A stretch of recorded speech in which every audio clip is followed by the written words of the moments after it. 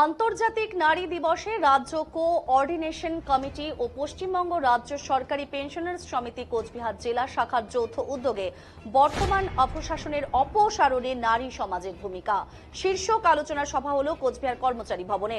আলোচনা সভায় প্রধান বক্তা ছিলেন কোচবিহার জেলার প্রতিবাদী শিক্ষিকা পাপিয়া রায়। কোচবিহার কর্মচারী ভবনে এদিনের এই আলোচনা সভায় প্রারম্ভিক বক্তব্য পেশ করেন রাজ্য কোঅর্ডিনেশন কমিটি কোচবিহার জেলার সম্পাদক ধীরাজ কুমার রায় এবং পশ্চিমবঙ্গ রাজ্য সরকারি পেনশনার্স সমিতির কোচবিহার জেলার সম্পাদক জগৎজ্যোতি বর্মা। সভা সঞ্চালনা করেন গৌরী দে ও পুষ্পিতা চাকি।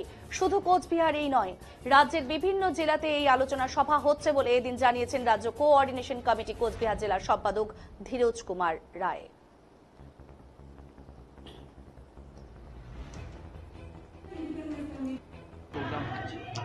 আজকে আন্তর্জাতিক নারী দিবস এবং সেই উপলক্ষে রাজ্য কোঅর্ডিনেশন কমিটি এবং পশ্চিমবঙ্গ রাজ্য সরকারি পেনশনার সমিতি যৌথ উদ্যোগে এখানে আলোচনা সভা হচ্ছে।